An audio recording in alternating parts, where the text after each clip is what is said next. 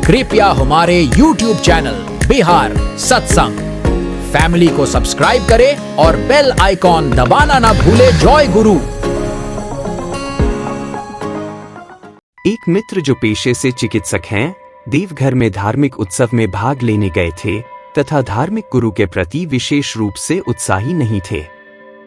वह उस आध्यात्मिक गुरु के प्रति किसी महान श्रद्धा से अधिक जिज्ञासा से जाने के लिए सहमत हुए थे, जिनके अनुयायियों ने उत्सव का आयोजन किया था। वे कुछ दिनों बाद वापस आए, अपने अनुभव से काफी अभिभूत और उत्साहित थे। उन्होंने वहां जो कुछ देखा, उससे वे बहुत प्रभावित हुए। वे यह देखकर आश्चर्यचकित थे कि समाज के सभी वर्गों, संपन्न और गरीब, शिक्षित और अशिक्षित, परिष्कृत और देहाती से संबंधित हजारों पुरुष, महिलाएं और बच्चे इस आध्यात्मिक गुरु के जीवन और शिक्षाओं से गहराई से प्रेरित और प्रभावित थे, जिनके बारे में उन्होंने बहुत कुछ सुना था, लेकिन बहुत कम जानते थे। अब वे और अधिक जानने के लिए उत्सुक थे तथा स्वयं पता लगाना चाहते थे कि इस धार्मिक गुरु ने इतने सारे लोगों पर इतना प्रभाव क्यों और कैसे डाला। दिलचस्प बात यह है कि वे पहले व्यक्ति नहीं थे जिन्हें इस अनुभव ने प्रभावित किया था। उनके जैसे कई अन्य लोग थे और हैं। वास्तव में देशबंधु चित्तरंजन दास जैसे व्यक्ति ने अपने जीवन के अंतिम समय में उसी धार्मिक नेता के संपर्क में आकर उनके प्रभाव में आ गए थे। महात्मा गांधी भी उस व्यक्ति में रुचि रखते थे जिसने देशबंधु को आकर्षित किया था, जिनके प्रति गांधी जी का इतना सम्मान और स्नेह था। वह अद्भुत व्यक्ति थे ठाकुर अनुकूल चंद्र।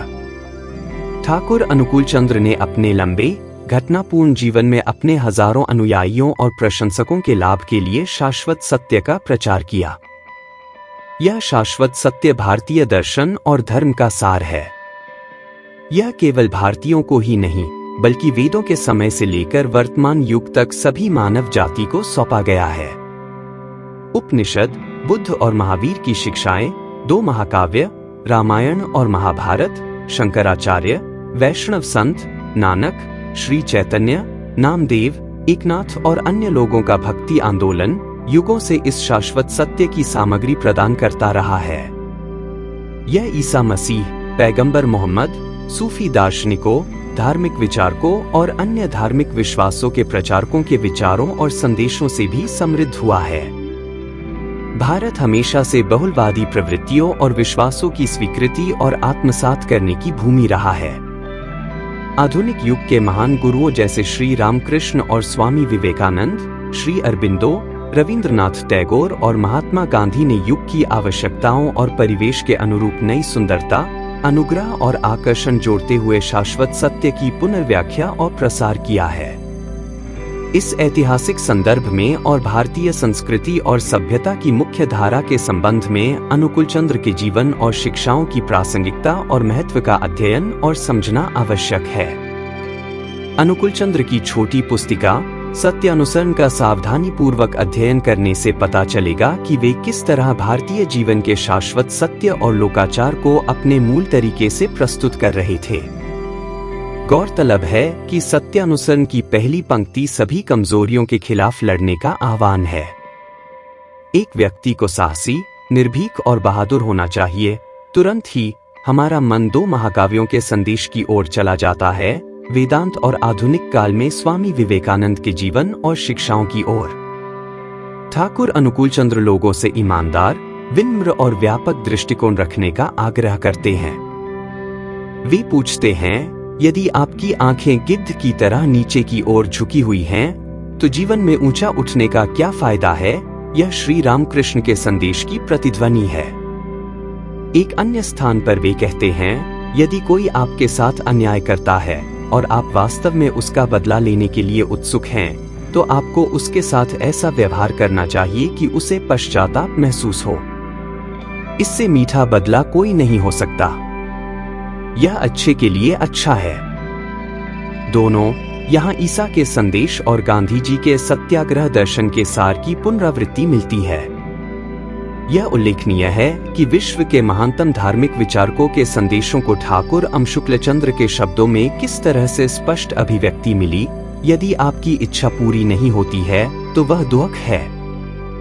किसी भी चीज की इच्छा न करें। किसी भी परिस्थिति में संतुष्ट रहो। दुख तुम्हें कैसे प्रभावित कर सकता है, यह बुद्ध की मौलिक शिक्षा को व्यक्त करता है। ठाकुर अनुकूल चंद्र मानवीय मन और मानवीय कमियों के एक उत्सुक पर्यवेक्षक थे। उनकी एक तेज नजर, एक भेदक अंतर्दृष्टि और एक विश्लेषणात्मक दिमाग था। दूसरों में दोष ढूंढना एक सामान्य मानवीय कमजोरी है। उन्होंने इस विशेषता के खिलाफ चेतावनी दी और कहा कि यह केवल व्यक्ति की अपनी कमजोरी को उजागर करता है। साथ ही उन्होंने जोर दिया, किसी को असत्य को भोगना नहीं चाहिए। उन्होंने गीता में प्रतिपादित बिना आसक्ति और बिना फल की परवाह किए अपना काम करने के दर्शन पर बहुत जोर दिया। उन्होंने खुद अपने जीवन में इसका अभ्यास किया। अनुकूल चंद्र ने अपने अनुयायियों के लिए एक निश्चित आचार संहिता निर्धारित की। इन सरल नियमों का पालन एक बेहतर इंसान और खुशहाल जीवन बना सकता है। दृढ़ निश्चयी बनो, लेकिन जिद्दी मत बनो। भगवान और दिव्य व्यवस्था में विश्वास रखो, लेकिन काम करते रहो। भाग्यवादी मत बनो। प्रयास करना छोड़ देना और भाग्य के भरोसे छोड़ देना मूर्खता होगी। आज की दुनिया में धर्म शब्द को बहुत बदनाम किया जाता है और गलत समझा जाता है। अनुकूल चंद्र ने धर्म की एक ऐसी परिभाषा दी जो अनूठी थी। विभाजनकारी कारक होने के बजाय धर्म, जैसा कि उन्होंने समझाया, एक मजबूत ताकत के रूप में काम करेगा। उनके अनुसार जो भी व्यक्ति दूसरों के कल्याण और प्रगति को देखने के लिए उतना ही उत्सुक हो जितना कि अपने लिए, ऐसा धर्म ही सच्चा धर्म है। ऐसा धर्म जीवन की नींव प्रदान करता है। धर्म कभी नहीं होते, केवल एक ही धर्म है। जितने लोग हैं उतनी ही विभिन्न मान्यताएं हो सकती हैं। हिंदू धर्म, मुस्लिम धर्म, ईसाई धर्म, बौद्ध धर्म आदि हैं। मेरे विचार से यह गलत है। ये सभी अलग अलग मान्यताएं हैं। वे सभी एक ही धर्म के विभिन्न रूप और विविधताएं हैं। यह श्री रामकृष्ण के विचारों से लगभग मिलता जुलता है। हमारे जीवन में इस सिद्धांत का बोध और वास्तविक कार्यान्वयन बहुलवादी समाज में राष्ट्रीय एकीकरण को पूरा करने का सबसे अच्छा तरीका है। अनुकूल चंद्र अत्यधिक दार्शनिक प्रश्नों पर बड़े अधिकार के साथ चर्चा कर सकते थे। उनके भाषण और लेखन उनके पांडित्य की गवाही देते हैं। फिर भी वे बहुत व्यावहारिक बुद्धि के व्यक्ति थे। उन्होंने आम आदमी से कहा कि वह जो भी करे उसमें प्रेरित रहे, लेकिन किसी भी स्थिति का सामना शांति से करे। उन्होंने उसे बड़ा दिल रखने, दूसरों पर विश्वास करने, दूसरों पर भरोसा करने का आदेश दिया, लेकिन साथ ही उन्होंने उसे संयमित रहने की सलाह दी। सरल हो लेकिन मूर्ख न हो, विनम्र हो लेकिन डरपोक न हो, दिखावा किए बिना ईमानदार हो, प्यार देने से पहले प्यार भरा दिल हो। ये सरल नैतिकताएं हैं। एक धर्मनिरपेक्ष आचार संहिता है जिसका पालन एक नास्तिक भी कर सकता है, जो जीवन को समृद्ध और अधिक पुरस्कृत करेगा। ठाकुर अनुकूल चंद्र व्यापक शिक्षा और रुचि वाले व्यक्ति थे। राजनीति, शिक्षा, संस्कृति, साहित्य और जीवन के कई अन्य क्षेत्रों को शामिल करने वाले विषयों की एक विस्तृत श्रृंखला पर उनके विश्लेषण और विचारों का अध्ययन करना सबसे दिलचस्प है। जटिल मुद्दों के बारे में उनके गहन ज्ञान और समझ से कोई भी प्रभावित हो सकता है। दशकों पहले किए गए उनके कई अवलोकन आज भी उतने ही प्रासंगिक हैं। समय, परिस्थितियों और वातावरण के परिवर्तन ने उनके अवलोकनों के आंतरिक मूल्य को कम नहीं किया है। वास्तव में उनमें से कई आज के संदर्भ में अधिक लागू होते प्रतीत होते हैं। साहित्य, कला और विज्ञान पर अनुकूल चंद्र के विचार आकर्षक पठनीय हैं। वे लिखते हैं, और विचार या भावना की सुसंगत, सुंदर और आकर्षक अभिव्यक्ति को साहित्य या कला कहा जाता है। जब यह भाषा और लय के माध्यम से खुद को अभिव्यक्त करता है तो इसे साहित्य कहा जाता है। धुन, माप और मुख्य नोट्स के माध्यम से यह संगीत बन जाता है। जब यह रंग और ब्रश के उपयोग में और उसके माध्यम से अभिव्यक्ति पाता है तो यह पेंटिंग है। वे कहते हैं कि साहित्य और कला अस्तित्व, चेतना और आनंद की अभिव्यक्तियां हैं। साहित्य प्रेरणा से उत्पन्न होता है, प्रचार की भावना से नहीं, और साहित्य और विज्ञान परस्पर पूर्ण है। अनुकूल चंद्र कहते हैं, शिक्षा का मुख्य उद्देश्य मनुष्य को जीवन, विकास और प्रगति की ओर ले जाना है। आत्म साक्षात्कार, अपनी अंतर्निहित अव्यक्त क्षमताओं को जागृत और प्रकट करके तथा उन्हें समाज की आवश्यकताओं की पूर्ति के लिए अनुकूलित करके। वे आगे कहते हैं, प्रत्येक मनुष्य में पूर्णता की लालसा होती है तथा पूर्णता की यह प्यास तभी तृप्त हो सकती है जब उसकी आसक्ति पूर्णता के प्रतीक आदर्श में केंद्रित हो। यह शिक्षा के वास्तविक उद्देश्य पर स्वामी विवेकानंद की प्रसिद्ध टिप्पणी को तुरंत याद दिलाता है। स्वामी जी ने कहा, शिक्षा मनुष्य में पहले से ही विद्यमान पूर्णता की अभिव्यक्ति है। हमें टैगोर की संपूर्ण शिक्षा की अवधारणा की भी याद आती है, जो मनुष्य के सर्वांगीण गुणों और क्षमताओं की पूर्ण अभिव्यक्ति में सहायता करेगी। ठाकुर अनुकूल चंद्र ने एक चतुर चिकित्सक की तरह हमारी शिक्षा प्रणाली की विकृतियों का सही निदान किया था। उन्होंने कहा, पहली शर्त थी विद्यार्थी के मन में सम्मान की भावना जगाना। अन्य आवश्यकताएं थी माता पिता और शिक्षकों का आचरण, जो लड़के लड़कियों के मन पर गहरा प्रभाव डालता है। अनुकूल चंद्र के लिए शिक्षक का चरित्र और व्यक्तित्व सबसे महत्वपूर्ण था। वे बताते हैं, शिक्षक में आकर्षक व्यक्तित्व, अनुशासित चरित्र, संतुलित आदतें और व्यवहार, ज्ञान की निरंतर खोज, सेवा की उत्कट इच्छा, अंतहीन जिज्ञासा होनी चाहिए ताकि विद्यार्थी सहज ही उसे पसंद करने लगे।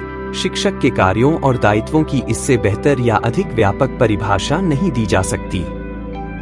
विद्यार्थी की अनुशासनहीनता के प्रश्न पर ठाकुर अनुकूल चंद्र की टिप्पणी थी, यदि चारों ओर से उसे हमेशा स्नेह, ईमानदारी और गर्मजोशी से भरा स्नेह मिलता रहे, तो फिर वह उस करुणामय और सौहार्दपूर्ण वातावरण को नष्ट करने का प्रयास क्यों करे? इस प्रासंगिक प्रश्न का उत्तर हम सभी जानते हैं। अनुकूल चंद्र ने स्वयं एक उत्कृष्ट विश्लेषण किया था और उपचारात्मक उपाय सुझाने का प्रयास किया था। दुर्भाग्य से हम अभी तक चुनौती का सामना करने और महान शिक्षाविदों और राष्ट्र निर्माताओं के विचारों पर कोई गंभीर ध्यान देने में विफल रहे हैं। स्वामी विवेकानंद ने अपने देशवासियों से मानव निर्माण के मिशन को सर्वोच्च महत्व देने का आग्रह किया था। उनका आदर्श वाक्य था, बने और बनाए। राष्ट्रीय पुनर्निर्माण और राष्ट्र निर्माण राजनीतिक अधीनता के तत्काल अंत की तुलना में कहीं अधिक महत्वपूर्ण और जरूरी था। यही विचार ठाकुर अनुकूल चंद्र ने व्यक्त किया था जब देशबंधु चित्तरंजन ने उनसे कहा था कि भरोसेमंद लोगों को ढूंढना मुश्किल है। चारों ओर बहुत सारे कृतघ्न और चिड़चिड़े लोग हैं। अनुकूल चंद्र ने कहा, आप वास्तव में स्वराज नहीं चाहते हैं। यदि आपने वास्तव में ऐसा किया होता तो मुझे लगता है कि आपने पहले सच्चे लोगों का निर्माण किया होता। इसके बजाय उन्होंने सौहार्दपूर्वक टिप्पणी की, आप हमारी अपनी कमियों को अनदेखा करते हुए हर चीज के लिए अंग्रेजों को दोषी ठहरा रहे हैं। अनुकूल चंद्र का मानना था कि सामाजिक सुधार और पुनर्निर्माण राजनीतिक स्वतंत्रता से पहले होने चाहिए। ये कठोर शब्द थे, लेकिन देशबंधु ने तर्क की भावना और तर्क को स्वीकार किया। उन्होंने महात्मा जी से इसका उल्लेख किया और अनुकूल चंद्र की बहुत प्रशंसा की। ठाकुर अनुकूल चंद्र ने जीवन के एक समग्र दर्शन को स्वीकार करने और उसका पालन करने का आग्रह किया, लेकिन यह केवल एक अमूर्तता नहीं थी। उन्होंने एक व्यावहारिक दृष्टिकोण पर जोर दिया। वह चाहते थे कि उनके प्रत्येक शिष्य और प्रशंसक एक संपूर्ण मनुष्य बने। वह चाहते थे कि उनके पास एक आदर्श हो, समाज और राष्ट्र के प्रति प्रतिबद्धता हो। लेकिन जीवन में इसे हासिल करना किसी भी तरह से आसान नहीं था। भ्रम, विरोधाभास, दृढ़ संकल्प और दिशा की कमी रही है।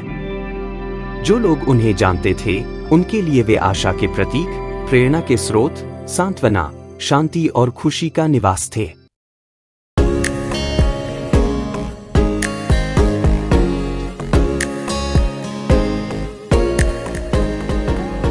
कृपया हमारे YouTube चैनल बिहार सत्संग फैमिली को सब्सक्राइब करें और बेल आइकॉन दबाना ना भूले। जय गुरु।